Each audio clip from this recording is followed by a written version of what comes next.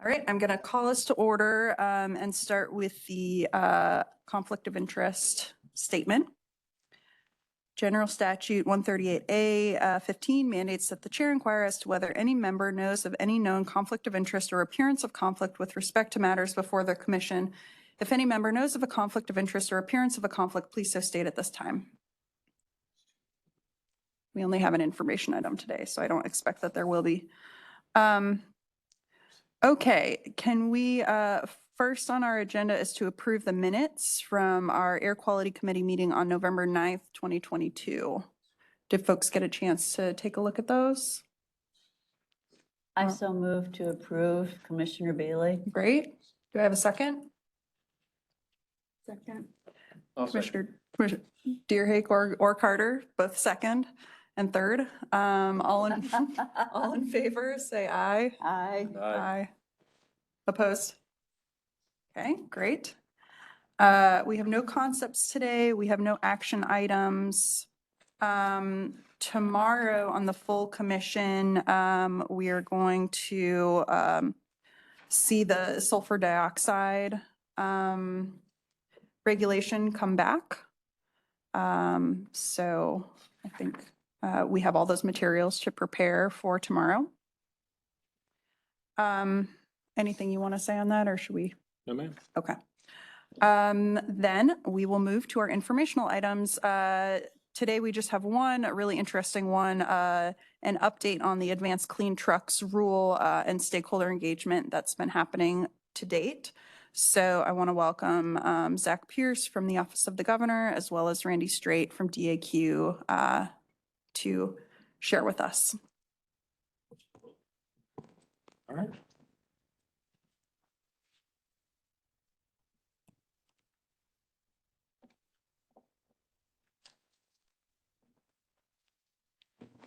Good afternoon. Afternoon.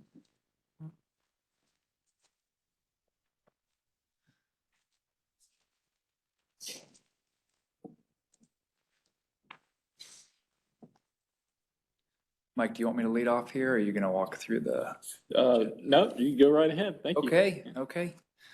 Well, I appreciate the opportunity to join you this afternoon. My name is Zach Pierce. I serve as a senior advisor to Governor Cooper, focused on climate change and clean energy.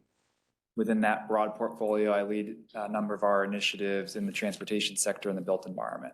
And this afternoon, I'll be co-presenting with Randy to discuss some of the progress on the Advanced Clean Trucks rule stemming from the Governor's Executive Order 271. We'll speak to the rule itself. I'm going to spend some time speaking to the broader context of the rule, how it fits into the Governor's efforts on clean transportation. And I know Randy's going to walk through in a little bit more detail about some of the feedback that we received through our stakeholder engagement over the last couple months.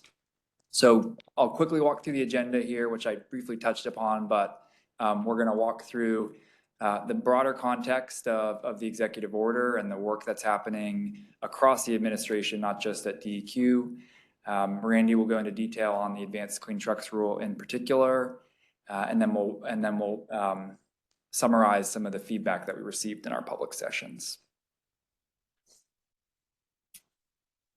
Okay, so before we get into the specifics of the Advanced Clean Trucks rule, we think it's important to provide the broader landscape by which the Clean Trucks rule fits in when it comes to the Governor's platform on climate, clean energy, and other environmental issues.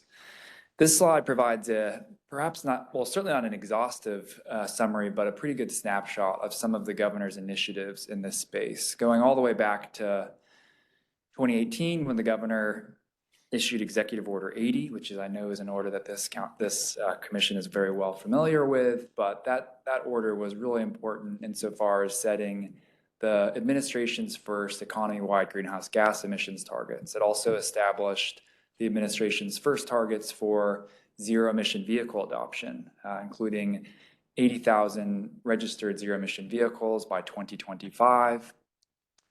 And then, of course, initiated a number of rulemakings, or not rulemakings, but initiatives and other planning processes, all aimed towards driving progress further towards those greenhouse gas emissions reduction targets. So One example of that that folks are familiar with is the Clean Energy Plan process. Moving forward to July of 2020, the governor signed on to a multi-state memorandum of understanding. At the time, it was about 16, 17 states. It's grown since then, but that was really the first initiative focused on the subsector that we're really spending time on today, those medium and heavy duty buses and trucks, and transitioning the fleets to zero emission technologies. That MOU included a number of commitments, but most importantly, incorporated a multi-state planning process that led to an action plan for states that were interested in leading the way and implementing strategies to support this market transition. That's an action plan that was released this past summer, and is something that we're leaning on heavily as we think about North Carolina specific strategies to support the transition to zero emission vehicles in the medium and heavy duty sector. Fast forward to January of 2022, the governor issued Executive Order 246, which, as this committee is well aware, is a broadly defined climate, clean energy, environmental justice executive order that expanded the state's greenhouse gas emission reduction targets, also established a new zero emission vehicle adoption target, 1.25 million zero emission vehicles by 2030. That's obviously a significant increase in the 80,000 ZEVs by 2025 target, which reflects both the tremendous growth that we've seen in the market and the adoption and uptake of zero emission vehicles, but also the necessity to continue to promote the growth of this industry as it relates to the administration's public health objectives and climate objectives, as well as the economic development objectives and progress that we're already seeing in the state. EO 246 also directed the North Carolina Department of Transportation to establish the administration's first clean transportation plan. This plan is premised on the greenhouse gas targets, premised on the ZEV sales and stock and sales targets that were established in the order, and also on the economic opportunity that we see in this industry. And so that's an effort that our Department of Transportation has been leading for almost a year now. The draft Clean Transportation Plan was issued, I think last week now, and we're taking public comment on that draft, and will be finalized early April of this year. And then finally, the last highlight on this slide is Executive Order 271, which is really one of the main reasons that we're here today, which was an order that is focused specifically on supporting the transition to medium and heavy duty zero emission vehicles. That order includes a directive for our Department of Environmental Quality to develop an advanced clean trucks rule for proposal to this commission. We're going to get into detail on the status of that, the development of that program, but EO 271 also included a number of additional initiatives that I want to outline today. Before you get completely away from that slide, I'm curious about, drop back to October of 18 and the first executive order. Do we have any data on how, say, we've done with that 80,000 ZEV registrations and the 40,000 or 40% reduction? Are we on track to make that? We do have data on both of those. Well, yes, we do have data on both of those sub-targets for energy efficiency in state buildings, as well as our zero emission vehicle targets. I'm going to give you rough estimates of the numbers as I recall them. I don't have them at hand, but we'll just note that our Department of Transportation posts monthly the zero emission vehicle registration data. I believe the latest numbers that we have for Q4 of last year are a little over 50,000 registered zero emission vehicles in the state. Okay.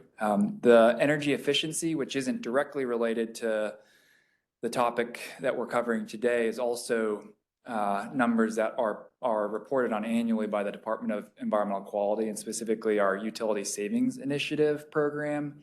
And my recollection is that for that target as well, we've seen significant progress since the issuance of Executive Order 80, and we have not hit the 40% target yet by 2025, but certainly have seen significant progress. Thank you. You're welcome. I will also note that we are certainly on track to achieve the stock targets for zero emission vehicles by 2025. The order of magnitude increases when we look at those 2030 targets, but we are seeing exponential growth in zero emission vehicles in North Carolina. Just 3-4 years ago, we had sales share well under 1% in North Carolina. And I was looking at data today that demonstrates in Q4 of 2022 that number is above 6% for North Carolina. And we expect those numbers to increase. Thanks for the question.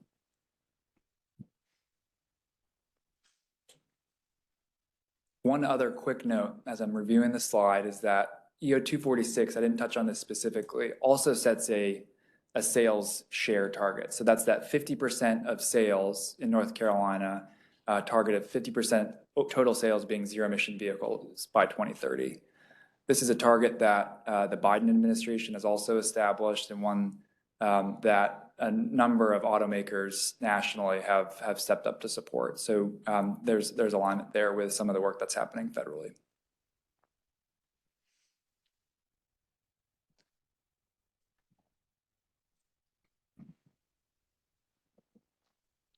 Okay, so before I go into the particular directives in Executive Order 271, I wanted to speak a little bit more just towards the broader motivation for issuing the executive order.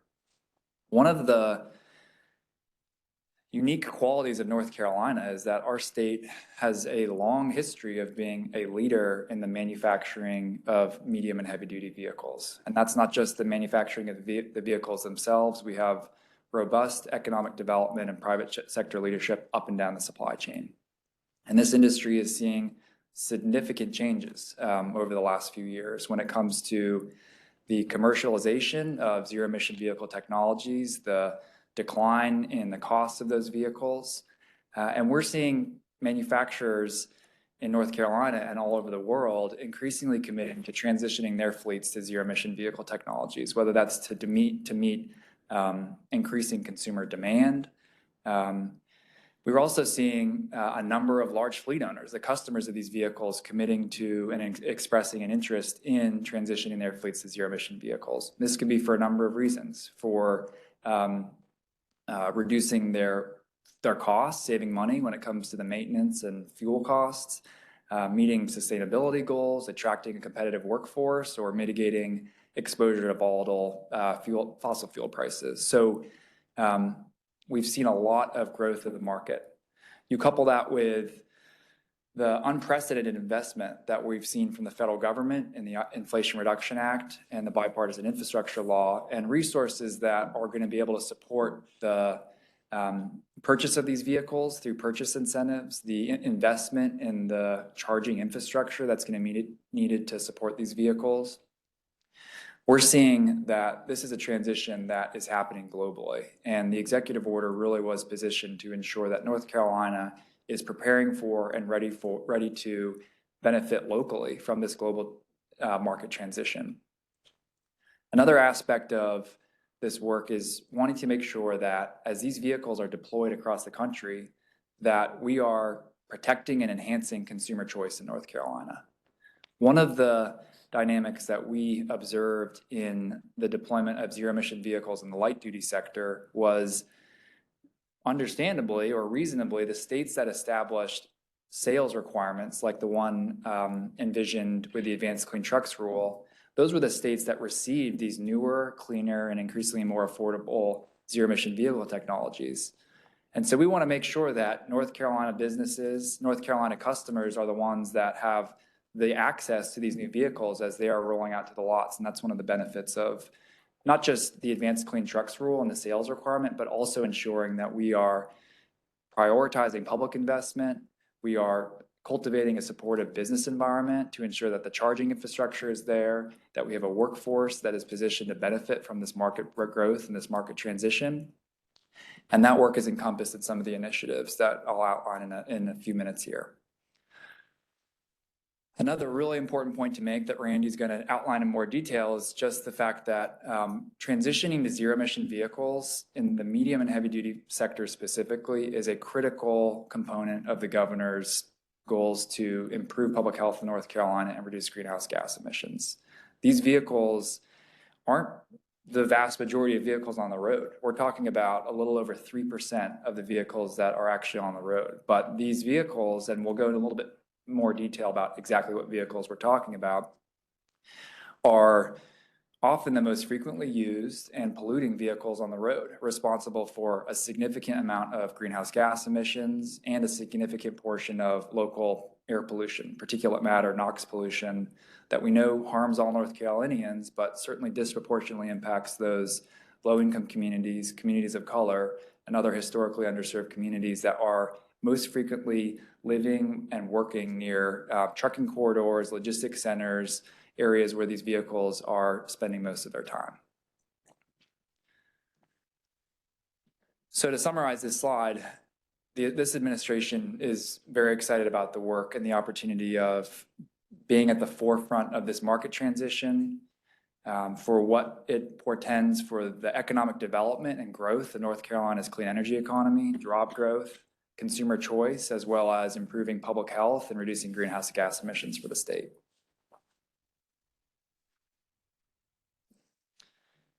So as I mentioned, the Advanced Clean Trucks Rule, I think after one more slide here will be the main focus of this conversation. I won't dwell too much more on that section 1 of the executive order. But one thing that we certainly recognize is you cannot require the sale of these zero emission vehicles if you're not also supporting a holistic and comprehensive strategy to ensure that ultimately there's a functional market ecosystem that ensures a demand for the vehicles and that they're actually being used in North Carolina. And that's where sections 2 through 7 of the executive order come in. As I mentioned, we are experiencing a moment where the federal government has made an unprecedented investment in the clean energy economy writ large, and specifically in this subsector, whether you're looking at some of the tax credits and rebates for commercial vehicles, or some of the formula or competitive grant programs that we can leverage and utilize to address some of these market needs, whether that's workforce development, whether that's the charging infrastructure, coordination with our electric utilities, or other rebates and programs that are going to ensure the equitable growth of this industry.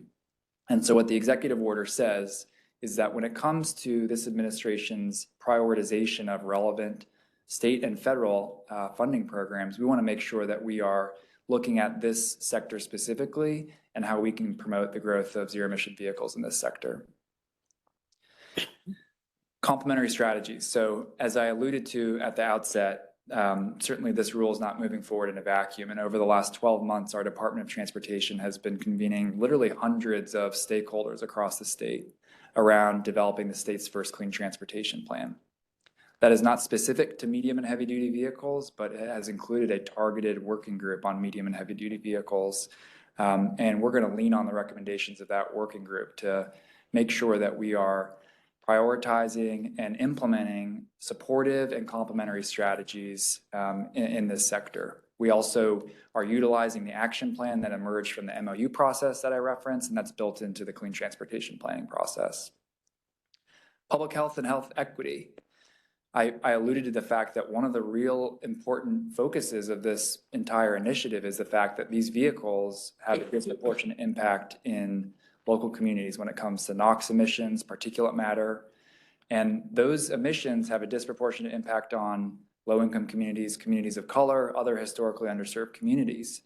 One of the important things that we need to do to actually implement a stated interest in health equity and environmental justice is make sure that we are advancing our understanding of exactly where these emissions are having a disproportionate impact. And so our Department of Environmental Quality is working with our Department of Health and Human Services to continue to coordinate on some of the existing data and mapping efforts that have been underway, also identifying future needs where we can provide more clarity and more specificity around where these impacts are having a disproportionate impact and linking that to the strategies that have been identified in the Clean Transportation Plan. One of the real important near-term opportunities is when we talk about dispersing federal funding, we should be prioritizing investment of those resources in those communities that have been disproportionately impacted. And so we're linking the data and the mapping to some of these near-term investments. Randy's going to speak to the feedback that we've received through our public engagement, but I will just say one of the top areas that we heard about was the need for charging infrastructure. That's perhaps an obvious point, but one that is going to require significant planning and coordination, not just across state government, but with the private sector, coordinating with our electric utilities. We're seeing a lot of this growth in the light duty sector, and we're continuing to expand and complement the conversation to think about medium and heavy duty vehicles specifically, because these vehicles have very specific charging needs and use cases. And so we need to make sure that we're not just thinking about charging broadly, but we're also thinking about the sub segments of the market. So one of the things that this executive order does is direct our Department of Transportation to develop a charging and fueling needs infrastructure needs assessment. So this is really about getting into the weeds around identifying the what, the where, the financing structure, the considerations of what role the public sector plays versus the private sector. And that's a project that will be undertaken in the coming months. Two final notes I'll just make on the executive order. EO80 initiated this administration's work in leading by example when it comes to clean energy across the board, but with our motor fleet specifically. We set an executive order 80. When the state is replacing fleet vehicles, we want to make sure that we are utilizing zero emission vehicles whenever appropriate. This executive order expands on that longstanding commitment by ensuring that we're also looking at our medium and heavy duty vehicles in the state fleet. And then finally, there's a lot of opportunity to learn from the public or the private sector companies that are stepping up and leading and starting to transition their own fleets to zero emission vehicles. And so we have directed DEQ to expand on their pre-existing environmental stewardship initiative program to provide technical assistance and other partnership and recognition to companies that are stepping up and making that transition.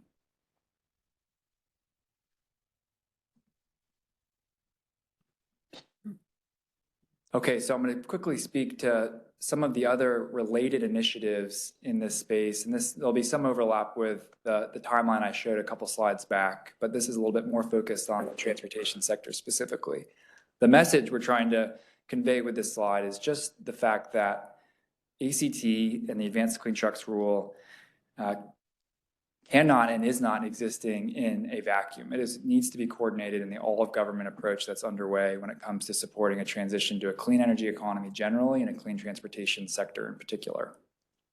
So one of the initiatives going back to 2019 that emerged from Executive Order 80 was the development of a zero-emission vehicle plan. This wasn't for the state motor fleet, but for the statewide transition and that 80,000 zero-emission vehicle target.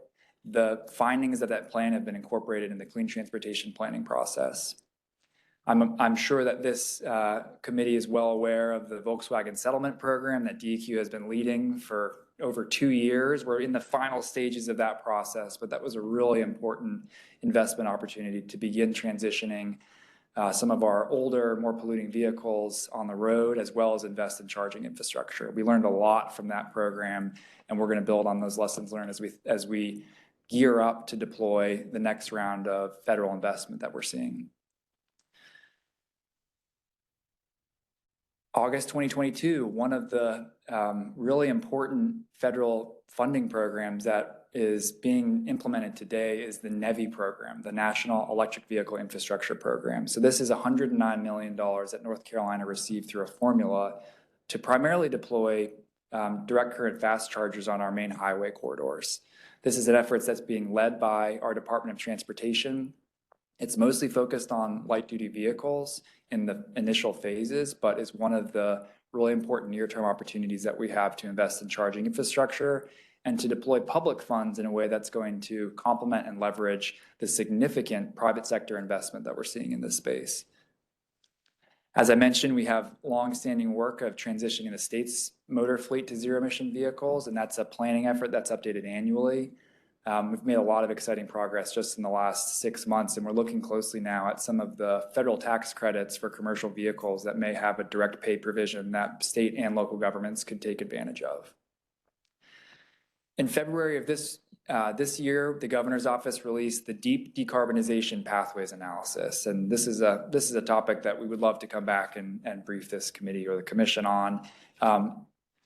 at a high level, this effort was an analytical and planning process informed by robust stakeholder outreach to really look at economy-wide pathways to achieve the governor's greenhouse gas emission reduction goals. And that included a close look at the transportation sector, trying to answer questions like, what does our ZEV adoption rate need to look like in 2030, in 2040, if we're going to ultimately reach the economy-wide greenhouse gas targets? What does that mean for electric load growth over time? And where is that coordination needed? And then finally, as I've already spent plenty of time on, I'll just note that, as I mentioned, in April of this year, the Department of Transportation will be finalizing the Clean Transportation Plan. So it is a busy time in state government. There is a lot of work happening on clean transportation efforts. That's not just happening at DEQ, but across the board with a number of our partner agencies. Okay, this is my last slide, and I perhaps should have started with this slide, but I'll just quickly note, I've been throwing out the term medium and heavy duty vehicles with some frequency. Obviously, those are the vehicles that we're talking about. But we wanted to take a moment to actually go one step further and walk through what vehicles are we talking about? What falls under that medium and heavy duty definition? For purposes of the Advanced Clean Trucks Rule, medium and heavy duty vehicles apply to Class 2B through 8 vehicles. So these classes are organized through the gross vehicle weight rating of the vehicles, the weight of these vehicles.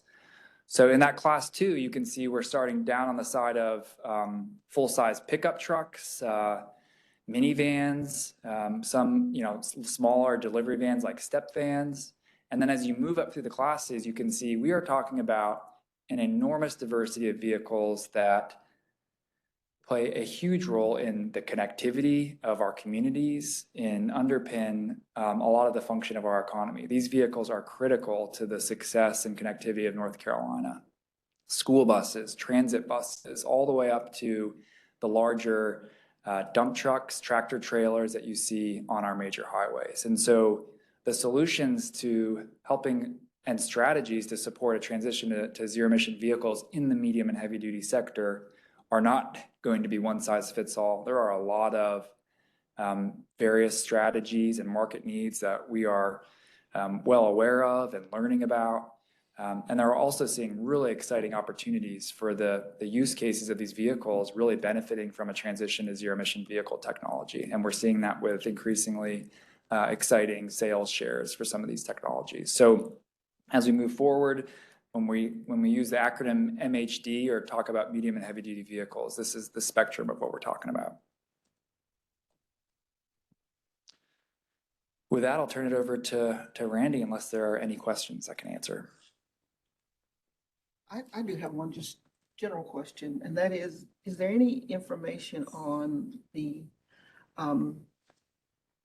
how the costs compare to purchase and the O&M cost on zero emission vehicles versus standard vehicles? That's a very important question. Thanks for asking it. And it's the answer to that question is changing every month, or certainly every 6 months. So I'll give a high level answer. At this stage, we are seeing zero emission vehicles in the medium and heavy duty sector becoming increasingly cost competitive with the let's say gas or diesel powered counterparts. Today, there are models in every class of vehicle in the medium and heavy duty sector, or in the majority of classes, not all, in the medium and heavy duty sector that are cost competitive with their gas or diesel powered counterparts, especially when you look at the savings in maintenance and in fuel costs. By the late 2030s, late 2020s, early 2030s, market projections forecast that there will be models in every sector, every segment of the medium and heavy duty class that are cost competitive with gas and diesel powered vehicles. And these cost projections don't take into account some of the latest tax credits that were established in the Inflation Reduction Act, including a tax credit specific to commercial vehicles up to $40,000 per vehicle, depending on the weight class. So these technologies are on learning curves. They benefit from some of the same scaling that we're seeing for battery manufacturing and battery development in the light duty sector. And we expect the economic case and the economic benefits for all of these vehicles to continue to become more compelling over time. At this point though, today, so we're looking at 50% more. I mean, just in kind of in general, if I were to, I'm a owner of a tractor trailer and I need to go buy one, or I want to go buy one because I'm forward looking and I want to get ahead of the curve. You have any idea? So there are in the medium and heavy duty sector, and it's not tractor trailers, and I can get into that in a little bit more detail. There are vehicles that will save their owners money in the zero emission vehicle sector. One example of that is the e-transit cargo vans that the Department of Administration purchased late last year. And we estimate notable savings over the life of those vehicles based on lower maintenance and O&M costs. Some of the answer depends on how frequently the vehicle is used, of course, and the use case of the vehicle. When you get to the larger, oh, I'm sorry, go ahead. It's just interesting to me in your presentation that you don't mention, if that's part of the case, it's not mentioned that there's savings, there are cost savings associated with these vehicles. Well, I'm glad you brought it up because it's a huge motivation for the executive order and the work that we're doing. We are seeing the manufacturer of these vehicles increasingly committing to transitioning their entire product line to zero emission technology. In some cases, on timelines that are more stringent than the Advanced Clean Trucks rule. And that's because they see this as where the market is heading. These vehicles are going to define the future of the light, medium, and heavy duty sector. When we get to the heavier tractor trailers that you discussed, there's more, I would say, uncertainty in terms of the breakdown of zero emission battery powered electric vehicles versus hydrogen fuel cell or hydrogen powered. But you know, we wouldn't be doing this work if we didn't think this is where the market opportunity was, because these vehicles will ultimately be the most cost effective option and the de facto choice for their customers. Thank you.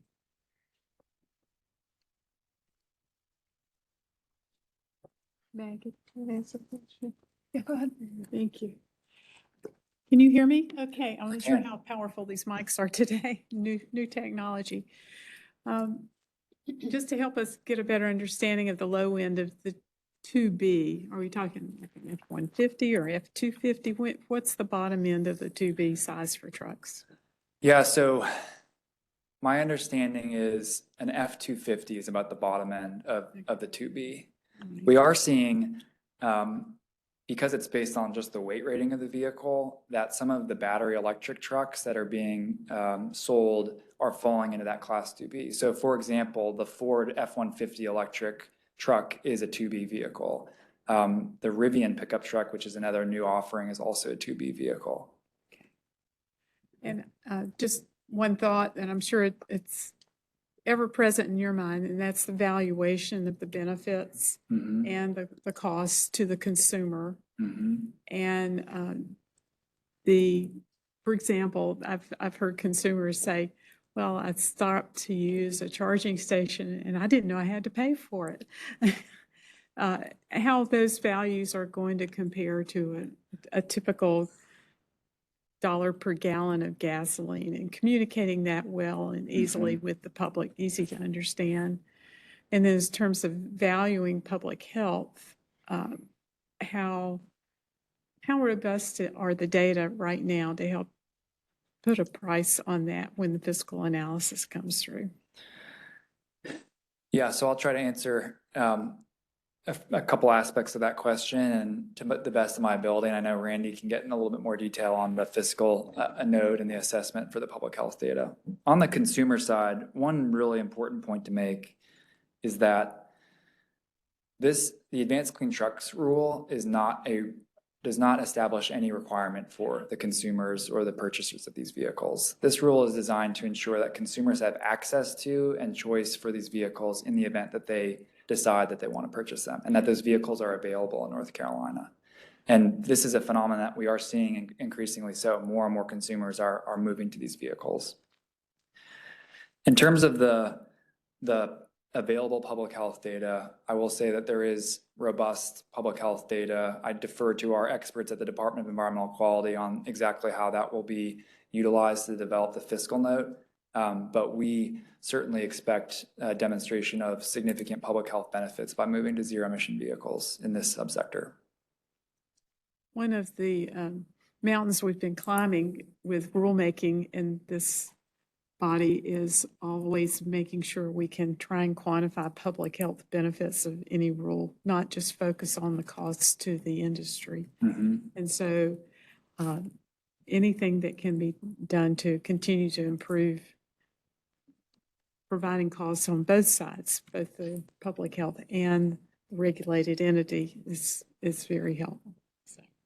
Yeah, I think we have every intention of trying to provide us a very holistic picture of the costs and benefits when it comes to the fiscal note.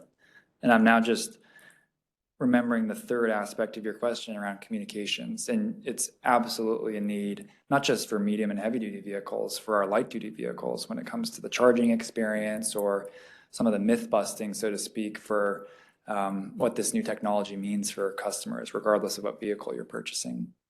One of the priority recommendations in the draft Clean Transportation Plan is for the Department of Transportation to identify funding to support a more coordinated and established communication strategy so that we can identify at least the role that the public sector has in providing education to consumers.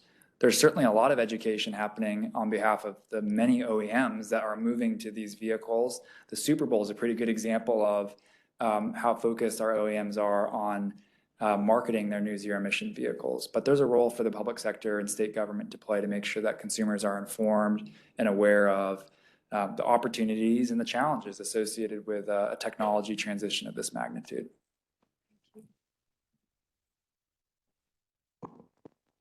If nobody objects, I'd like to make sure we can get through the whole presentation. Thanks for your time. Thank you so much. And I'm sure we can ask Zach further questions if we have them after Randy gets through his part as well. Thank you, Zach. Good afternoon. Good afternoon. And I'm Randy Strait, Chief of the Planning Section with Division of Air Quality. And I thought we'd just pick up a little bit and review the emissions data, kind of put the medium heavy duty vehicle sector in perspective with respect to its contribution to our statewide emissions. And we completed our greenhouse gas inventory and forecast, the last update January of last year. We're actually starting on an update for the next one, the release early next year. But we're working with the time frame of historical time frame 2005 through 2018 for the previous report, and then we project from 2018 out to 2030. And what we found in this last update that we did, slide is showing the 2018 emissions, the gross greenhouse gas emissions, and we quantify both gross emissions, and then we look at carbon sinks, and then the difference between the two is our net emissions. So on a gross emission basis, in 2018, transportation was 36% of the total statewide greenhouse gas emissions, followed by the power sector, electricity generation at almost 33%, and then industry and agriculture and waste. This is the first time, the previous report that was done in 2020, released 2 years prior to the previous one, was showing the power sector is the largest contributor to greenhouse gas emissions. So we've seen this change in terms of the leading sector. So it's gone from the power sector to the transportation sector. And this is we've made a lot of progress in reducing our pollutants from the power sector. We'll continue to do so under the Calvert Plan established by House Bill 951. We have reduced our emissions on a net basis 23% from 2005 through 2018, while at the same time our population grew at 19% and our gross state product grew by 24%. Our projections going out to 2030 from 2018 would show I think about a 16% reduction in the net emissions. That did include an estimate of what the reductions would be under the carbon plan.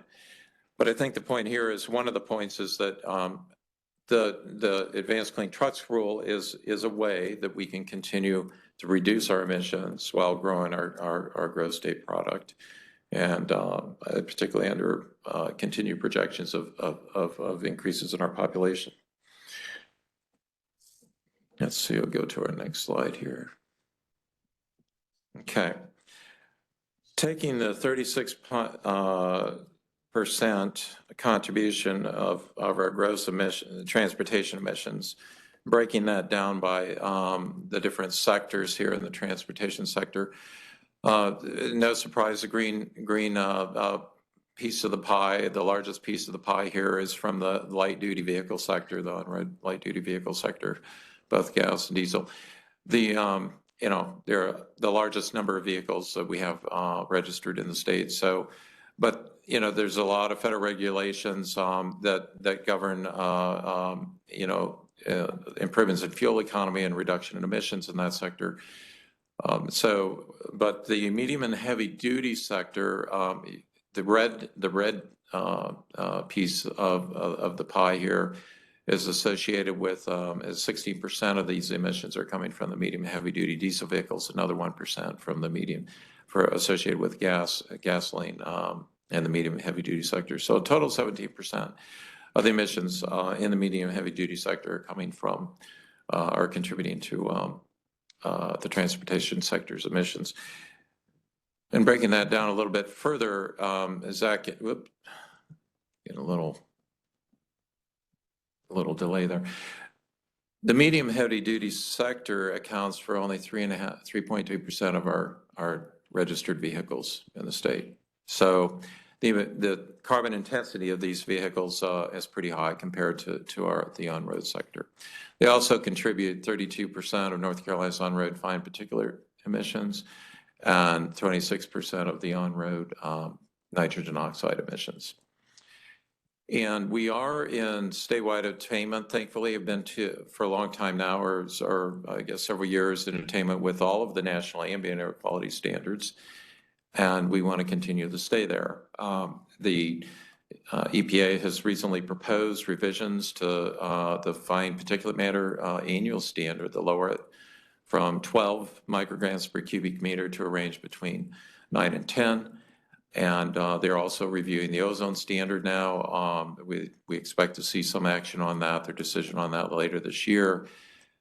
But we need to stay, and we do have on the PM side, we do have a monitor in the Charlotte area that's bumping it up against, if they revise the standard down to 9, it's just under that.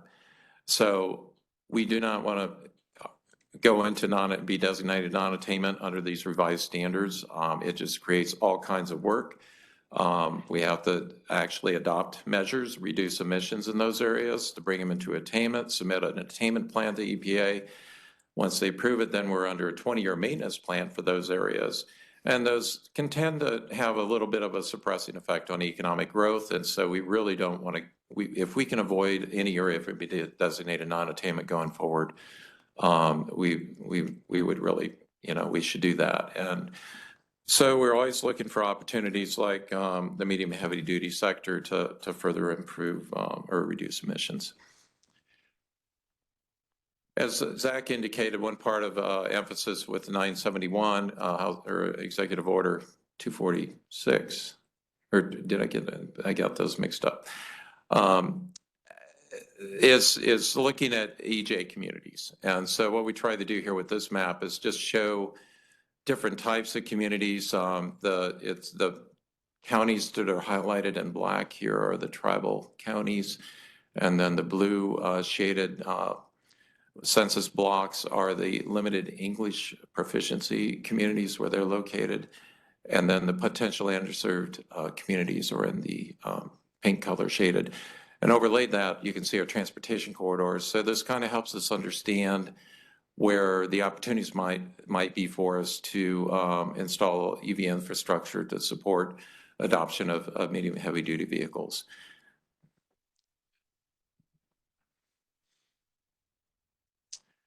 And then from our Department of Commerce, we have data on where the warehousing is located. And of course, this is an important part of the supply chain.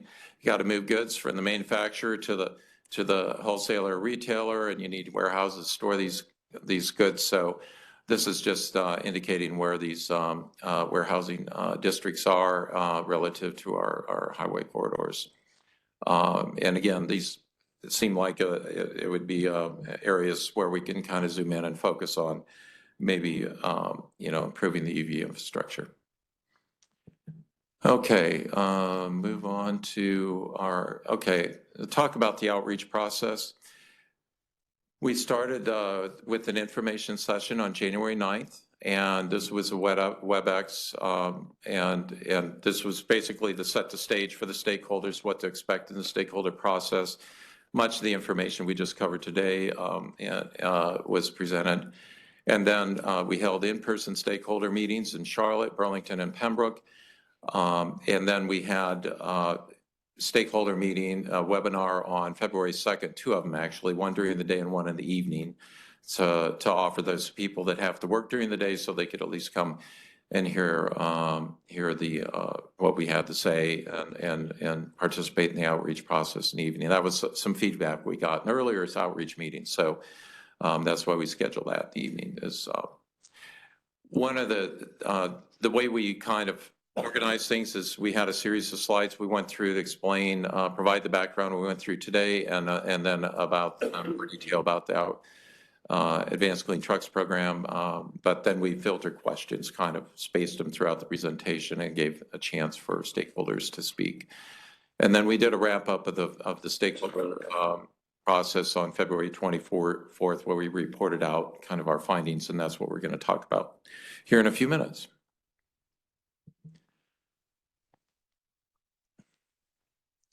And I might add that we do have, we did create a web page for the Advanced Clean Trucks, and during the outreach process, we gave an opportunity for people to provide emails or comments through an email, public email address, or to leave messages on voicemail.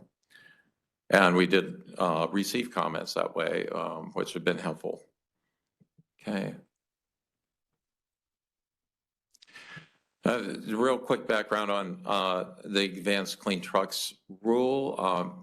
There are some elements here which actually Zach already touched on. So, just kind of reiterate the rule does contain some flexibilities to the manufacturers. The rule sets sales targets just for the manufacturers, but it does contain some compliance flexibilities for them through the form of emissions credits and trading and other features. And as Zach indicated, it's going to set the sales targets will drive investments to zero emission technologies, or make it available to fleets in North Carolina, and they'll ensure that our help us be competitive in seeking federal funding and support to transition into a cleaner economy. Okay, the California Advanced Clean Trucks rule, really, California adopted this rule as part of its more holistic approach to accelerate a large-scale transition to zero-emission vehicles for the medium and heavy-duty sector, with the goal to achieve significant decreases in the greenhouse gas emissions and also the precursors of criteria pollutants, which include the nitrogen oxides, fine particulate matter, and SO2. It sets sales targets for different vehicle classes, and it does contain a vehicle manufacturing reporting requirement, and California has set up an electronic system for the manufacturers to report their information to evaluate compliance with the rule, and have told states that adopt the Advanced Clean Trucks rule that they can use that system free of charge, which is very helpful.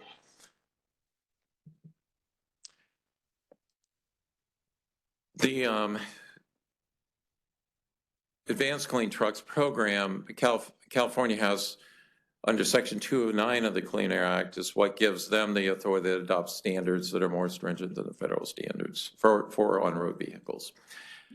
And so they have submitted, but they have to go through an EPA approval process. They've submitted a request to EPA for a waiver to implement the Advanced Clean Trucks program. They did that last year.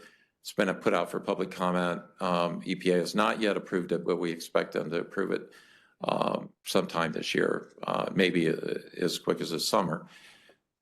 So we can still go ahead. So once it's approved by EPA, then states can adopt that California rule under Section 177 of the Clean Air Act, which sets out some principles for us that we have to meet. One is the ability, what we call the applicability. We have to have areas that have been designated for non-attainment for the National Ambient Air Quality Standards and an under maintenance plan, or it could be an area that's currently got a non-attainment area. But the point is that we have a federally approved maintenance plan, and we do, for Charlotte for the 2008 and the 1997 ozone standards, and then for the 97 ozone standard of Beach, Rocky Mount, actually the triangle area here in Great Smoky. So we met that requirement.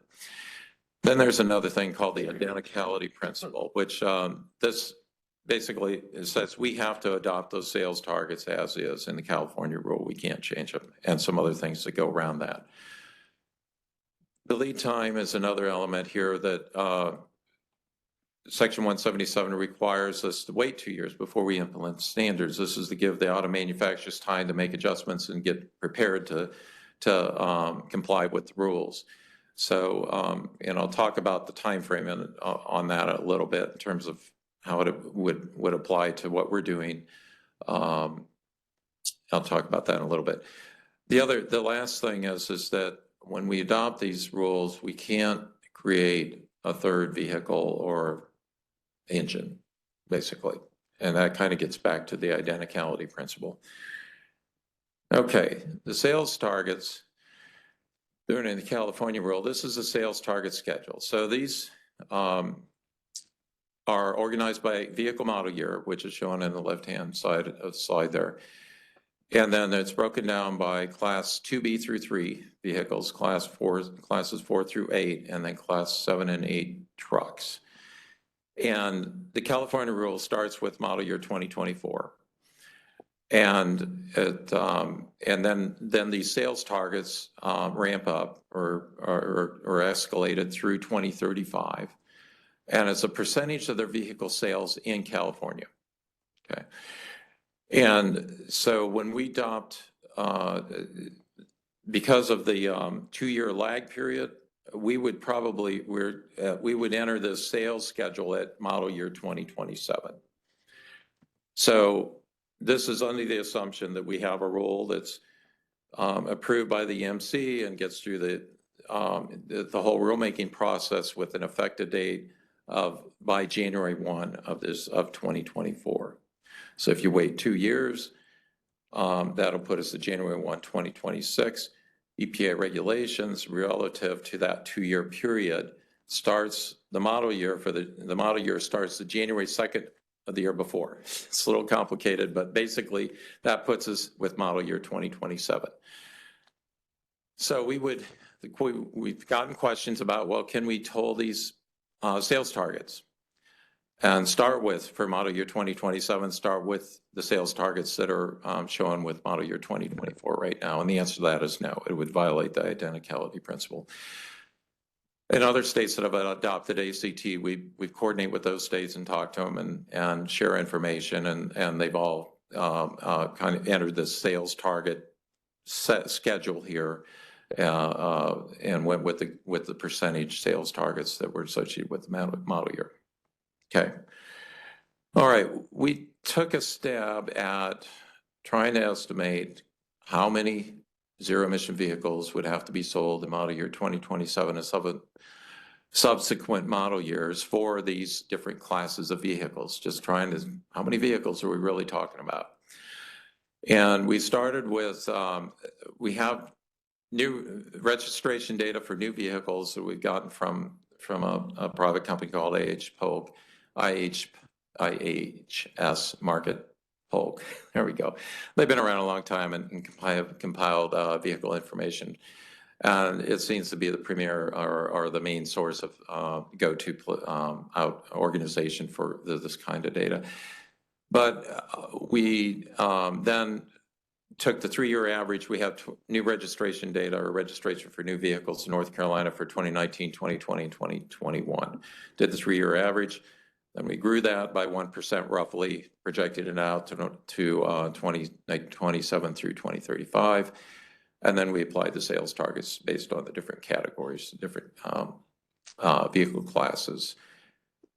One thing we realized that in this new registration data, it includes vehicles that are purchased out of state and registered in North Carolina. So people are moving into the state, they're registering their vehicle, that's registered as a new vehicle. So we're trying to find some way to refine these estimates, but these should be regarded, I think, as upper bound estimates, and they're probably a lot lower. But it gives us some idea. We're at least not talking about hundreds of thousands of vehicles. We're talking about tens of thousands of vehicles. And so we're working on refining these estimates just to, there's kind of put a little asterisk there at the bottom to highlight that. Okay, 6 other states, in addition to California, have adopted the Advanced Clean Trucks rule, and that are shown here, and the model years that they're starting with in the sales table. The most recent one is Vermont. They just adopted their rule at the end of December last year.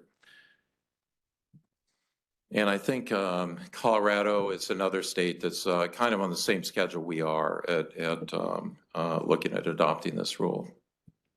Okay. And this is our tentative timeline. I think Mike might have provided this at the November meeting, EMC meeting, but we're still on schedule here to bring the draft rule and fiscal note to the Air Quality Committee to your May meeting to fulfill that requirement in the executive order. I think May 15th is our deadline, executive order 271. And then we would take it to the full Environmental Management Committee meeting in July, the fiscal note rules, and ask and request to take it out for public comment and go through the public process. So that would be a 60-day period from August to October. And we would schedule some public hearings during that time. And then we would compile the hearing record and all the other information and come back to the EMC in November for request to adopt the ACT. Then it would go to the Rules Review Commission in December, and if it got through all that, then it would be potentially effective date would be January 1, 2024. So, okay. We, during our stakeholder meetings, or I should say the outreach meetings, these are the questions that we asked. There were 8 different questions, and they were really focused on, asking our stakeholders, what does an ACT rule mean to you, your community, your business, your organization?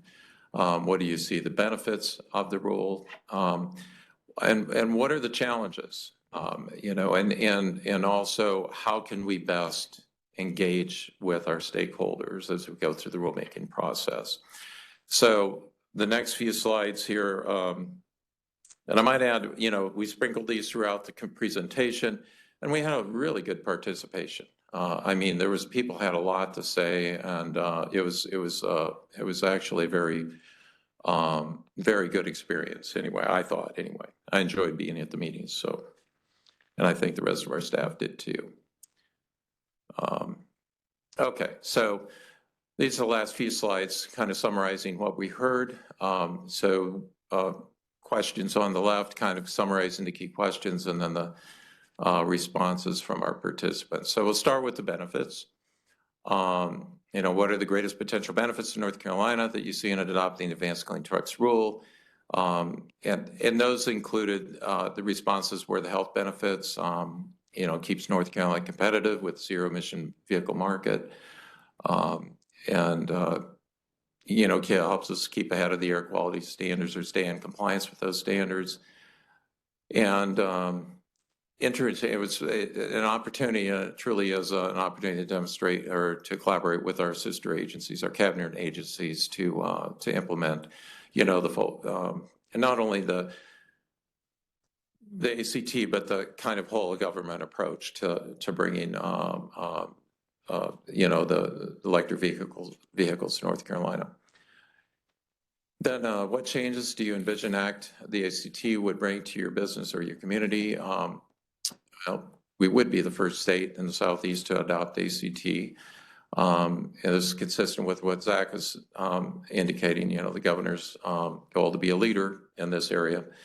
And, but to also ensure that our state fleets are able to transition to the zero emission vehicle market quickly and to support them and developing the infrastructure to support them and to develop jobs in the state. Okay.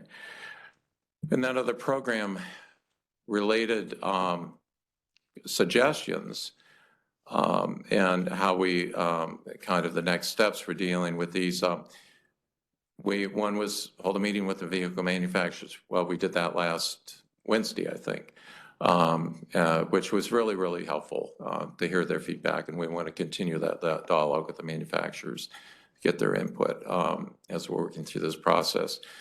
Hold meetings with our utilities. We are in the process of scheduling those meetings to get their input on what their challenges are with, working through installing the infrastructure to support the charging stations and whatnot. Provide updated maps showing local truck use and urban-rural differences. Well, going back to those two maps that I mentioned earlier, we got comments that, it'd be really helpful if we could zero in a little bit more detail on our communities. And so we're trying to figure out how to pull that data together, coordinating with the North Carolina Department of Transportation, Department of Health and Human Services, trying to figure out how to pull this information together to be able to provide a better, more in-depth understanding of how, where these vehicles are located and travel in these communities and what communities might benefit most from zero emission technology. And then the last one is how will sales targets be enforced?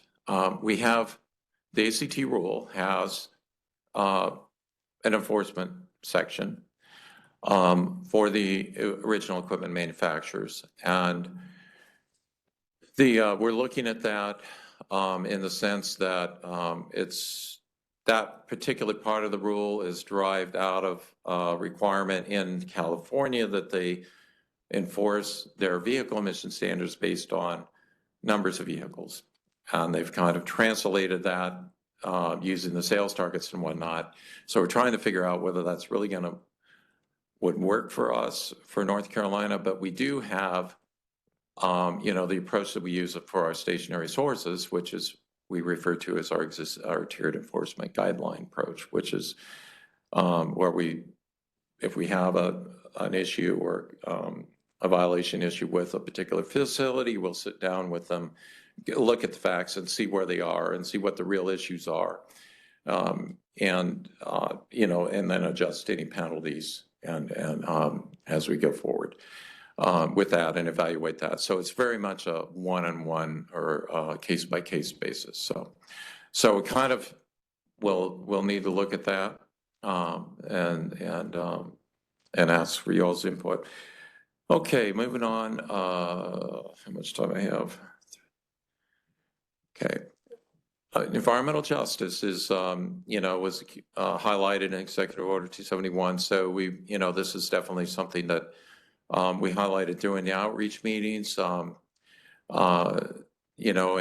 one of those, the feedback was, we really should try to improve our communication and to foster trust between the relationship between state agencies and a regulated community and our EJ community. So, we took those suggestions and highlighted some next steps here to, focus more on partnering with our historically underserved and overburdened communities and to do targeted outreach with local leaders to communicate with, try to improve our communication with our stakeholders. Another one was inclusion, and we needed to make sure that we were including all partners in this process. And so we are working on that. There's a lot of that will be through engagement with the North Carolina Clean Transportation Plan and implementing that. And then many communities, are experiencing the largest air quality pollution burdens are traditionally underserved. We're again, kind of getting back and identifying the communities so we can prioritize them for supporting implementation of the infrastructure to support zero emission vehicles. Okay, I think there we go. Okay. We got a lot of comments about infrastructure needs, and we agree. Need a lot of work here.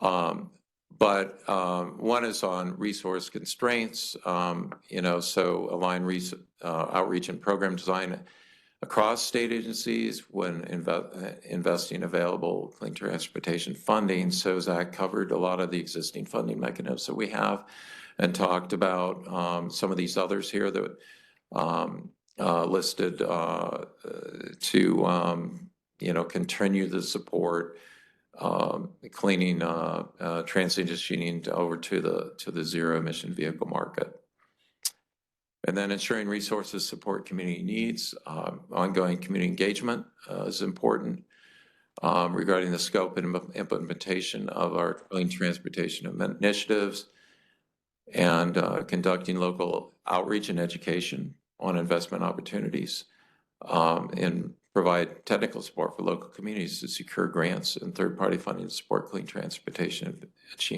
advancements. And I think that the message here is we really need the various state agencies that are involved with this whole effort. We're coordinating, and we need to find new opportunities that can coordinate on these funding opportunities and making sure that we're leveraging the federal resources as best we can and getting. Okay. All right. I think this might be the last slide. There was challenges on the noted about the infrastructure needs and our workforce needs.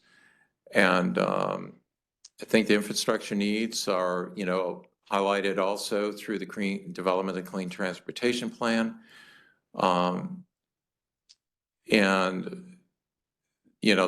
be more effort involved there with the implementation of that plan and in terms of stakeholder involvement and whatnot. The workforce needs, we've integrating the medium heavy duty ZEV considerations into the clean energy workforce. So, for example, we have a grant with the North Carolina A&T on its Steps 4 growth program, which is training people to understand how to maintain cars that are ZEVs and whatnot, and provide that. And then looking at integrated workforce learning and apprenticeship opportunities into clean transportation initiatives. Okay. There's a contact information. Robin Barrows and Sean Taylor are contacts for the outreach process. And Mike and I can be our contacts for the questions about the rural development. And Zach's information is there regarding his contact with the governor's office, and then Elizabeth Christensen is a contact for the DEQ's environmental justice team. Let's see, and thank you. A lot of material.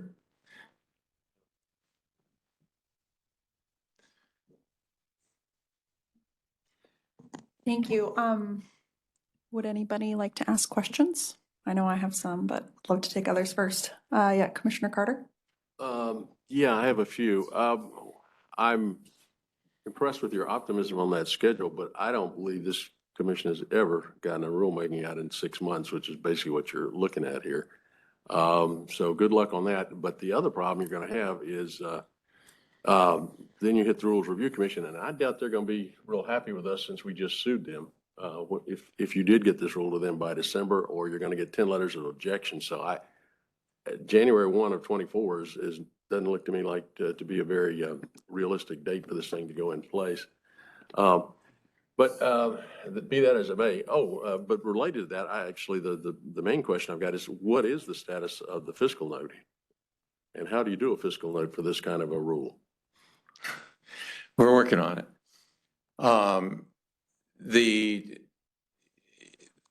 The short answer is, so there's 6 other states that have adopted ACT. So we looked at their equivalent to their fiscal note. We looked at California's fiscal note. All those other 6 states used a scaling approach to scale California impacts. California did a pretty detailed job on theirs, as you might guess, but and we've gone through that process. We're reviewing it. It does provide us some idea of what those impacts might be for North Carolina. And then we are looking at a more detailed emissions analysis, which we will have to use to update the greenhouse gas inventory and forecast for January of next year. But there's some data needs there that are lagging. And so unless we can get that information, we'll probably bring this approach that other states have used forward. But we'll see. But we won't bring both approaches forward right now at this point. We need to get through the emissions analysis and do the QA and that sort of thing to make sure it makes sense as well. So that's kind of where we are with things. Well, since you mentioned the emissions data, is that for benefit or well, this is estimate or? Yeah, thanks. So it's basically running the MOVES model for, and doing the emissions modeling. And so we've got a base, we use this for our greenhouse gas inventory. And we build up emission estimates of greenhouse gases and whatnot by using, what we call the MOVES model. It's EPA's model for doing mobile modeling. And then EPA doesn't update that model that often. So unfortunately, it doesn't have, you can't go in and say, okay, I want to apply these sales targets, So we have to do that analysis outside the model. And so that's why it's taking a little bit more, it takes more time. So then we estimate the emissions, and then we can calculate the reduction relative to the baseline emission reductions for the various greenhouse gases, or I should say for the greenhouse gases and for NOx and nitrogen oxide and PM2.5. And then we've got, we can take that, information and run it through EPA's health benefits model, which we've been using as COBRA, to calculate what the improvement, how those reductions might translate to health benefits. Okay. You mentioned greenhouse gases, plural. Are you doing more than CO2? No, we're doing CO2. Okay, well, sorry. But then I thought, well, maybe you're doing, I don't know, methane or something else. No, yeah, sorry. And no, that's fine. But the term in this that I'm really intrigued with is, it's on your slides, and you mentioned it again just a minute ago, sales targets. Now, I guess when I look at what you're requiring here, that's not a target. It's a quota, is it not? Isn't that going to be a fixed, whatever that percentage is, they either meet it or don't meet it, and then you got the enforcement question about it. Yeah, they're like standards, sales standards, whatever you want to call them, but there's intended to be met. All right. Yeah. And you also mentioned meeting with manufacturers. Were those just in-state manufacturers? No, any manufacturer. And you got some folks in from other states? Yeah, any manufacturer that sells a vehicle in North Carolina would have to meet that sales target. Oh, well, that's what I was assuming, Yeah, but I wasn't sure how that, that brings me to the, I guess, related enforcement question. I'm not quite sure how that works, but it's not like a stationary source. You've got them fixed here in the state. An out-of-state manufacturer, that leads to some intriguing enforcement questions, I think. But I don't want to get into all of that today. But it seems to me that's part of this you're going to have to take a hard look at. I guess that's all I have at this point, Madam Chair. Good questions, though. Mm-hmm. Commissioner Davis? Yeah, I just have one quick question. What are the consequences if we don't meet the targets? Well, I think that I have to, we'll have to work that out through the penalty what, I mean, to the what's state, not to decided. not to the individual, Yeah. but we're under either the California standard or the EPA standard. If the state doesn't meet these targets, are there any consequences? There could be, Mike. I'm actually, so for California, right, this rule is right now just in California, so other states have adopted it, but they have a provision in the rule that says if they, they have to calculate, it's a deficit credit system, so they calculate, there's a process for calculating deficits, and then there's a process for calculating credits, and then they have to compare, the credits have to meet the deficits, okay? And under the penalty provisions, if they don't meet that, then they divide the unmet deficits, the amount of deficits that aren't covered by a credit, divided by half. And that's what's subject to the California penalty. And then I think that goes through a process at the California Air Resources Board where they would decide what that penalty is. It doesn't say what the penalty is in the rule or how to calculate that. So this is one area of the rule that we have some flexibility to figure out how we might want to implement that for North Carolina. So does that answer your question? I'm not sure. Okay, Not- maybe not- Mike can help. So Yeah. the state gets to set its own penalty for not meeting the rule? Because I'm talking about the state meeting its target of 10%, 15%. It would set its own penalty for not meeting that target.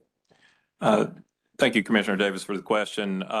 Yes, we view that component of this rule as one of the things we have some discretion over. This body has discretion over, where many of the other components of this have to be absolutely identical to the California rule. And so how the enforcement procedure goes for a situation of non-compliance or not meeting the sales goal in a particular year, after having gone through all the math and the process that's stipulated in the rule, as Randy was just explaining, that's something that this body can decide, and we are trying to discuss some options internally and present a recommendation and a preferred approach on that to this body. But that's a decision that will come through the committee and the commission. Mhm. Thank you. There, I don't see any direct consequences to the state. If that was kind of the form of your earlier inquiry, I don't see any obvious to us right at this moment. Okay, thank you. Commissioner Deerhake? Thank you. Just to carry that on, that conversation, I'm trying to understand, this is new territory for us. It's very interesting new territory.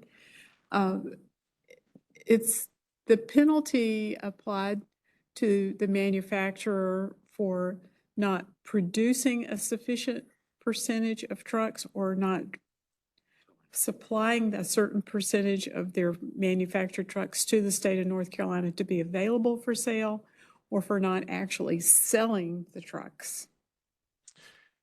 Yeah, good question. The way the rule reads is that a manufacturer is giving credit for a sale when they deliver it to the ultimate user, the ultimate end user.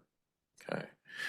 And so until that, and they would have to track that through vehicle registration, VIN number, the manufacturer would. Okay. So that's where they get credit for that sale. So if they, I'm not sure, does that answer your question or part of it anyway? So how will the manufacturer work toward selling the percentage that they're required to sell? Is it through price reductions and some sort of incentives to the buyers? Or is it open for them to decide however they want to meet that goal? Or, I mean, I know we wouldn't dictate it, but That's right, yeah. there's sort of an unknown that Mhm. how do they get to that number? And Yeah. They have to track it. And there are a number of ways they could do that that I can think of. One, they can work with fleets directly. Then some of the fleets, there are dealerships, or companies that are kind of like, for light duty vehicles, we have dealerships. They have fleet dealers. But then some of the larger fleets can buy directly from the OEM, the manufacturer. So I think that some of these manufacturers probably, would reach out and, they got to find customers to buy these things, right, and work with them. They're going to have to make sure that those fleets have the infrastructure installed so they can charge them and whatnot. So I think that they're going to have to work at that a little bit, maybe more than they have in the past, where they didn't really have to because they were selling, diesel or gas vehicles. They also have the option to generate and buy credits from other manufacturers that are selling in North Carolina. This is a restriction within the Advanced Clean Trucks rule. You can only sell and trade credits in the state. California has an Advanced Clean Cars rule, which they can sell and trade credits across states that are participating in the program. I don't know why California didn't offer that under the Advanced Clean Trucks rule, but that's the way it is. I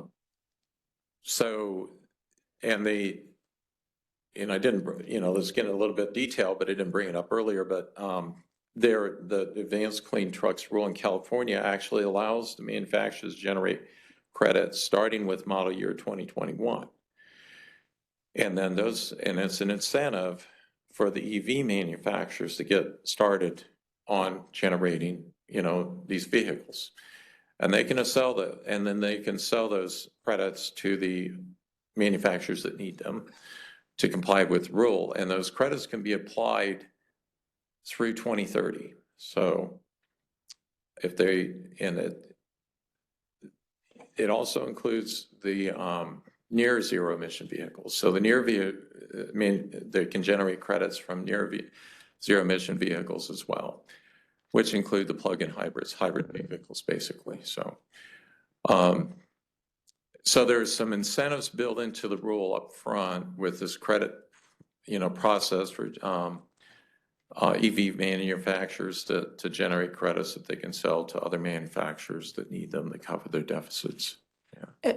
If I may, this seems like a really important point to perhaps reiterate and explain again one more time, because the credit system will affect both kind of compliance and whether enforcement will be needed or not, because there is an option for manufacturers who are not meeting their sales targets to comply in another way, which also creates incentives for those who are going over and above their sales targets, which is really important. And then also it seems like it may provide some potential help as we try to hop onto the sales target escalator. So could you maybe take a step back and just explain the crediting process and how it might interact with those two issues? Yeah, so I think I pretty much just covered it, Chair Honest. In California, using that as an example, so they start with model year 2024 as the first sales target, so they can generate credits. A manufacturer can generate credits if they're selling vehicles in California, starting with model year 2021. Those can be EV manufacturers that can, they're manufacturing EVs and they could be selling them to the manufacturers or the credits from the sale of those vehicles to the manufacturers that aren't able to meet their sales target. So they can bank those for 3 years. They can actually bank them for, I guess, for that first 3-year period, they can be used through 2030. And starting with model year 2024, any credits that are generated in 2024 then have to be used, I think, in 5 years. So they have a 5-year life once they're generated, starting with the first year of the sales targets. Okay. So there is mentioned the near zero emission vehicles. So those can be sold and then generate, whoever makes them can generate credits, but those credits aren't as valuable as an EV credit. And there's a process in the rule for calculating the near zero emission vehicle credit, which is, I think, roughly a maximum of about 75% of a total of one whole credit. So it's discounted a little bit. When these credits are used by a manufacturer, they have to spend down those near vehicle emission credits first, and then up to 50% of the deficit that they're going to offset. And then they have to spend down their zero emission vehicle credits. So the idea is to create a market system essentially to enable manufacturers to work and coordinate together to make sure that they can meet the targets and hopefully bring the cost of the vehicles down as well. And so does that help? Yeah, very much. It helped to have it stated again very clearly. So if I'm a manufacturer who's already selling ZEVs in North Carolina, I can be looking ahead and saying, oh, great, this is coming. I have the opportunity to bank credits for compliance in the future, right? Mm-hmm. Or if I'm one that is perhaps not or not selling as many as I know I'll need to, I can say, okay, I know I need to increase my sales, but I also will have the opportunity to potentially buy credits if I'm not able to hit those targets initially. So it provides a little bit of a kind of like a release valve or a way for folks to figure out how to comply without having to, then go to enforcement actions where that, Right. that doesn't work. Okay. Right. Okay. Yeah, that's an important point. The other thing is on the enforcement side, in the California rule, they have a year to correct. If they miss their target, they've got a year to make that up before they, so I would think that, if it was in the state's role, we'd be looking at the data. If they miss their target, we'd be in touch with them and say, okay, what happened here? What are you doing? Okay, and work with them so they can try to make that up, because otherwise there's chances it's just going to continue, and we don't want that to happen, in future years. We want to try to figure out how to make, so there's an opportunity, I think, within that schedule to coordinate and work with the manufacturers to make sure that. That's really helpful. And the other question I had, I wanted to go back to Commissioner Carter's question about the timeline. So if we don't get this all the way through this year, basically, is there any wiggle room baked into that? Or is it like then we get bumped to, we'll have to start with the 2028 model year? We'd have to start with the 2028 model year. Okay.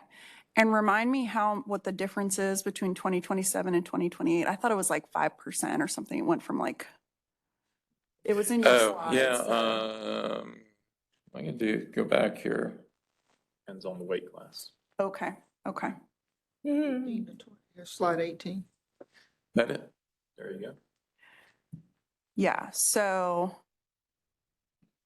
it's a bigger bump in that middle category than the others. So it definitely seems like time is of the essence, but also that crediting process could potentially offer a cushion if things go longer than we want them to go. Right. Mm-hmm. Okay. Yeah, and in talking with the NESCOM states and whatnot, so the lead time for the credits, California allows 3 years. I said, well, how much flexibility do we have on that increment? And they said, well, you have to have probably a minimum of 2 years because, of the 2-year wait period that's, required under Section 177 of the Clean Air Act. So, the question is, well, could we extend it to 4 years? Well, not sure we could look at that, but then I'm not quite sure if we can have a credit starting for a model year. Let me see. We have to look at the timing of when the rule's adopted or it's implemented and whether, so anyway, that's another thing to think about.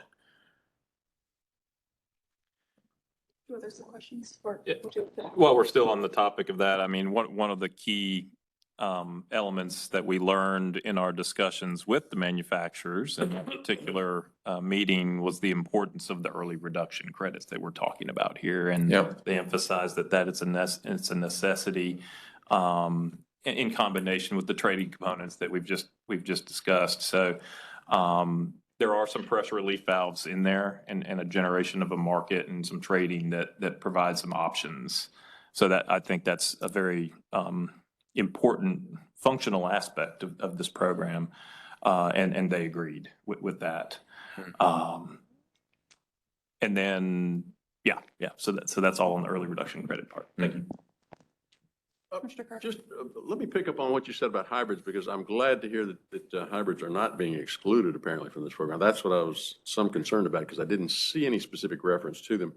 But I think I heard you say plug-in hybrids. So does that mean if it's not a plug-in hybrid, it would not be creditable under this program? No, any hybrid I think is covered. Yeah, it includes plugins. All right. Well, yeah, no, I would expect it would, but I was concerned more about the non-plug-in. No, I think and I don't know, if I read the rule correctly this morning. Oh, that's fine. And then, correct me if I'm wrong, guys. Anyway, yeah. And one other, or hopefully last question here. You passingly mentioned hydrogen fuel cell, I think, at some point, and I had wondered about that because we've been focused almost completely on EVs. Yeah. What, I mean, it looks to me like the hydrogen fuel cell may be a pretty good solution going down the road, but what about but we got no infrastructure, and I'm not even sure that we have any kind of a serious supply of hydrogen. So is that realistically part of this anytime soon? Could be in that schedule, yeah. Really? And I think it was Zach that mentioned it, there's actually a lot of progress being made in that area. And the focus is on the long haul trucks. Well, I would think so, because otherwise you stop it every 200 miles to recharge. Yeah, and they recognize that that's a real need, because of long haul trucks, it's just inconvenient to stop every couple hours to charge the battery, right? I'd say, in the next 10 years, I don't know what the time frame is, other than I know that there's a lot of work going into that. And I can just quickly respond. Okay. I think I was one who referenced hydrogen fuel cell. So you're right, the infrastructure is certainly nascent for hydrogen fueling compared to battery electric vehicles. And as Randy mentioned, the application that I think is most seriously looked at is for those long haul trucking, the heavier duty classes. If you look at this slide, you can see there's a variation between the classes, and I think you see that basically the percentage sales requirements are lower for the class 7 and 8 tractors compared to some of the other classes. Part of that is a reflection that the technology transition is going to take more time than some of those vehicles that are competitive and being deployed today.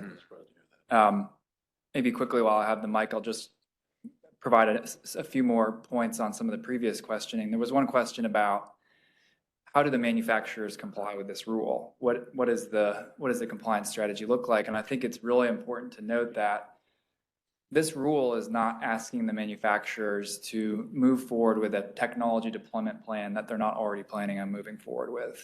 The manufacturers, as I previously mentioned, most, if not all, of the manufacturers have commitments that are consistent with or more stringent than the sales targets in this rule. What this rule does provide for the state of North Carolina is more certainty in the market penetration that's going to happen locally.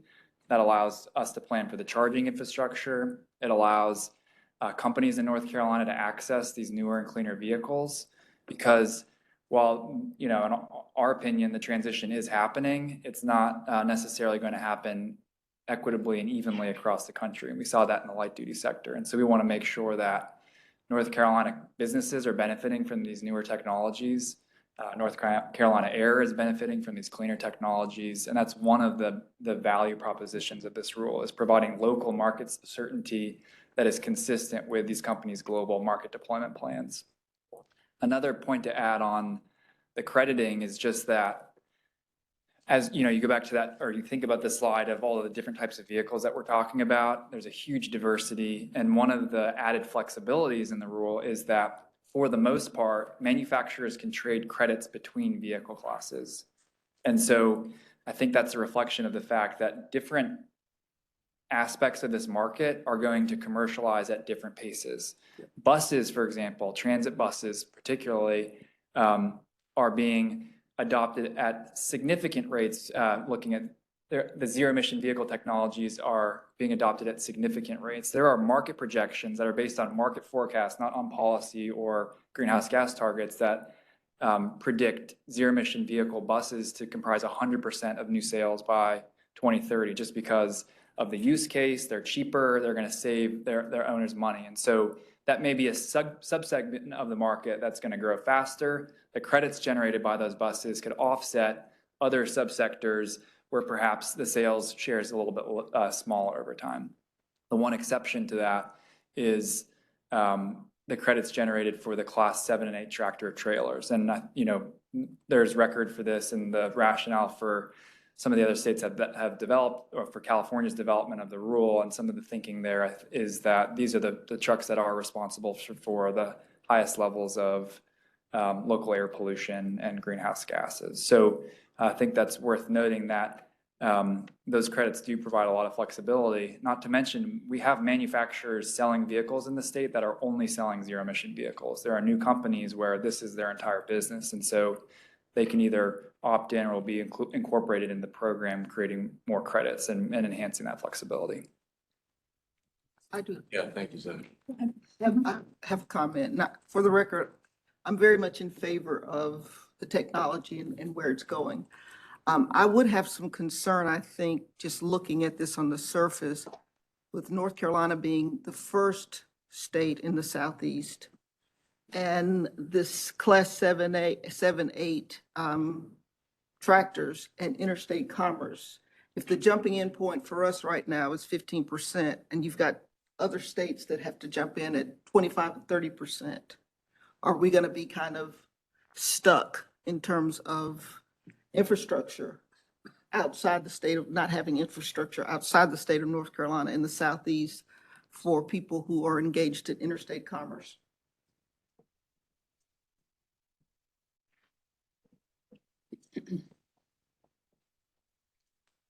Thank you. That's a really interesting point. And so I'm sure folks can think about that, as we carry this conversation forward. Does anybody else, did you, either of you want to respond to that, or? Yeah, I'm happy to briefly respond. I think, so just as another point of reference, the 7 states that currently have approved an advanced clean truck rule represent about 20%, over 20% of the trucking market in the United States. So we're talking about a meaningful portion of the country that's covered by these rules. And as Randy mentioned, there's I guess what I would characterize as a third tranche of states that are moving forward with advanced clean trucks. So on one hand, we see a benefit in being an early actor in the region, because it's going to allow North Carolina to really step up and ensure that we are prepared for this market transition that is headed our way. And we are having these conversations, and whether it's the utility commission venue, workforce, to build out that infrastructure to accommodate and promote these vehicles, which have benefits that we've spoken to.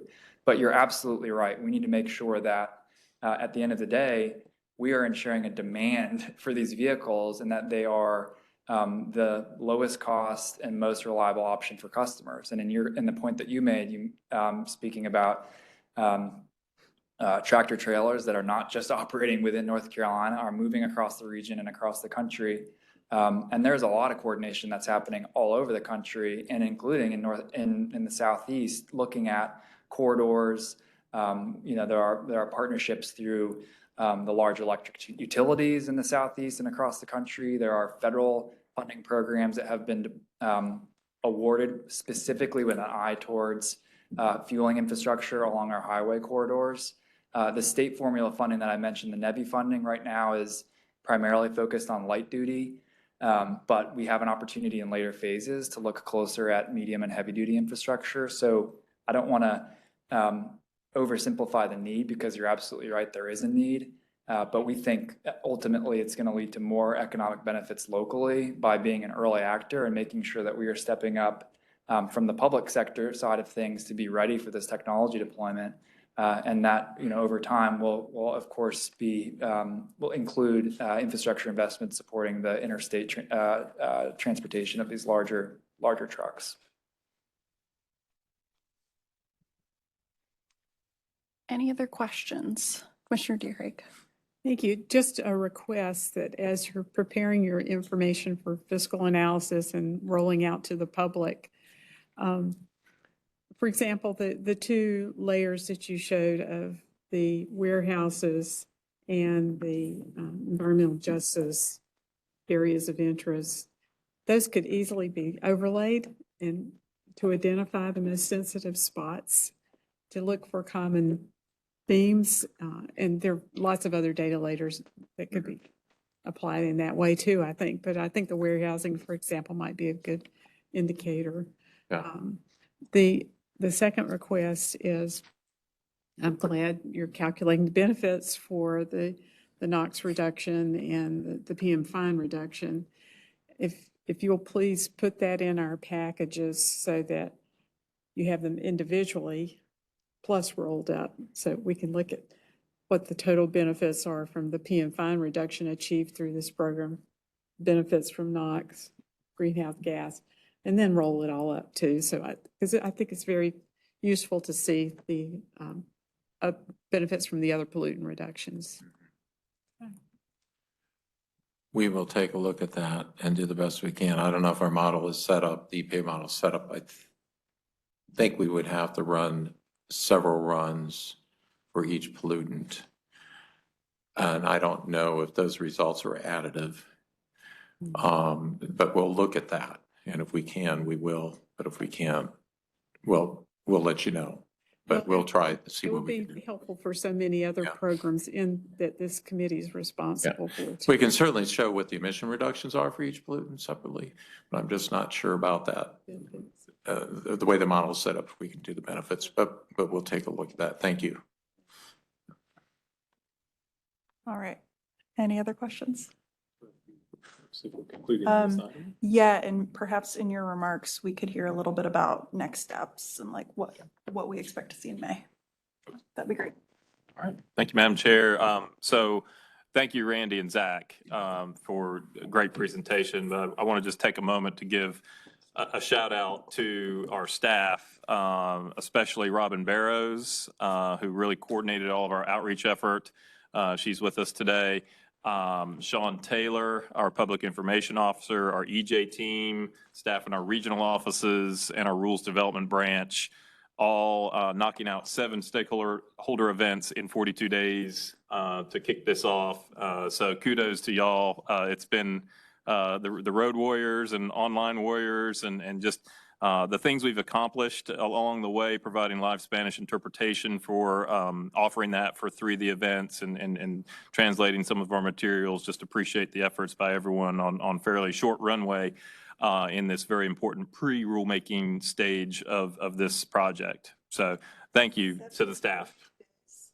7 different engagements in 42 days, some in person, some virtual, but again, all of those are a logistical challenge.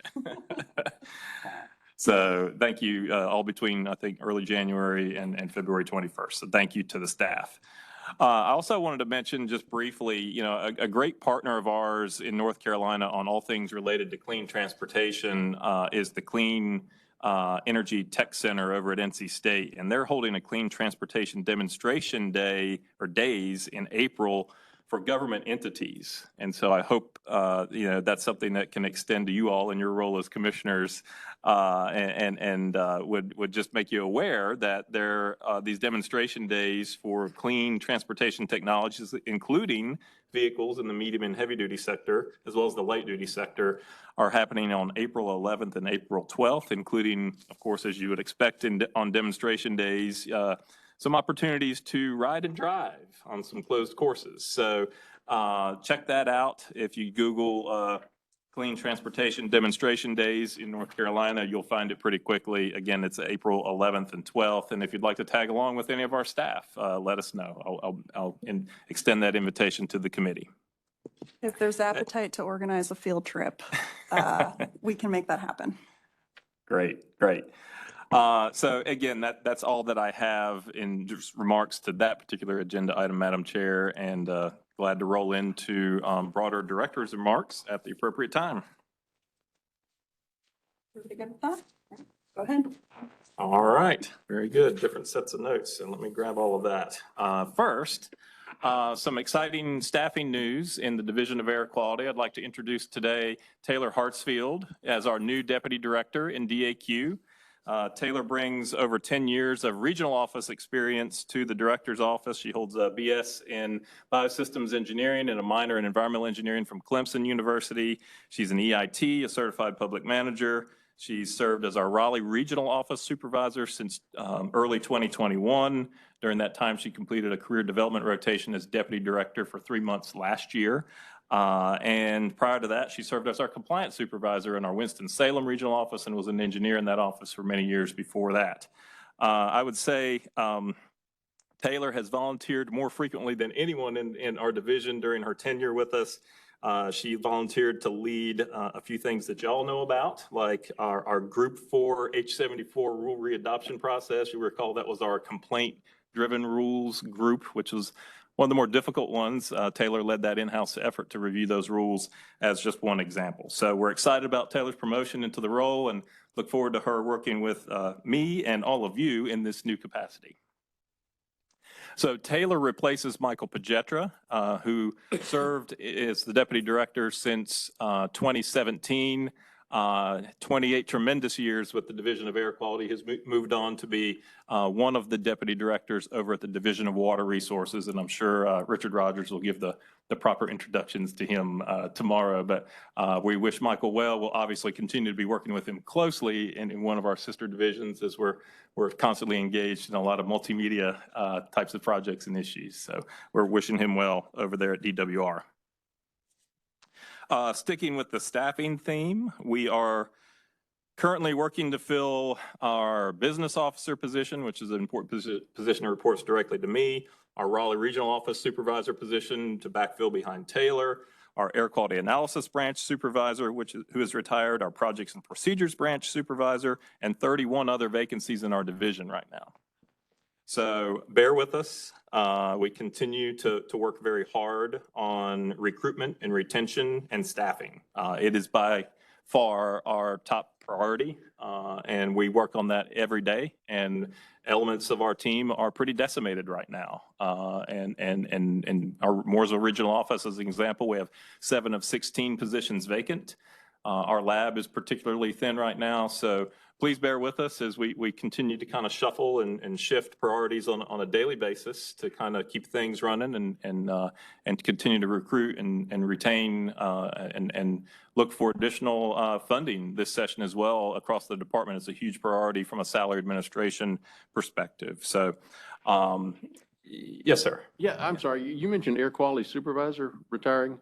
The Air Quality Analysis Branch Supervisor. Analysis Branch, okay. Yes, that was Tom Anderson, longtime modeler okay. in our permit section. Thank you. Yep, yes, sir. So kind of along with the current state of our staffing, we're focusing a lot on succession planning and knowledge transfer from a lot of the folks that are with us right now. Just a few more statistics, 7 additional DAQ supervisors will retire in the next 12 months. 30 other staff are eligible to retire in the next 12 months, and 80 of our staff in our division are eligible to retire in the next 50 months, 50. So we are certainly in the midst of employing the best practices for succession planning to prepare for these retirements. We've known they're coming, and so we're employing all of those best practices. I think one thing that's hurting us right now is the loss of early and mid-career staff that we are investing in to train and cross-train and mentor and really send them to leadership classes to hone in on their soft skills. We're losing some of those staff unexpectedly for just better paying jobs and a lot more flexibility, but mainly pay is the primary factor. And so it hurts when the person you've spent a lot of time training and mentoring walks out the door at the same time as the person that's retiring. And that's what the situation we're finding ourselves in more times than not in DAQ. It hurts, but it's something we're obviously working through as a division right now. So that is all from me for today. I think I'll save the remainder of my remarks for tomorrow, and I'll reintroduce Taylor to the broader group tomorrow as well. So thank you, Madam Chair. Great. Thank you. Thank you to our presenters today for those great presentations and information. Is there anything else from anyone? All right, then I'll declare us adjourned. Thank you.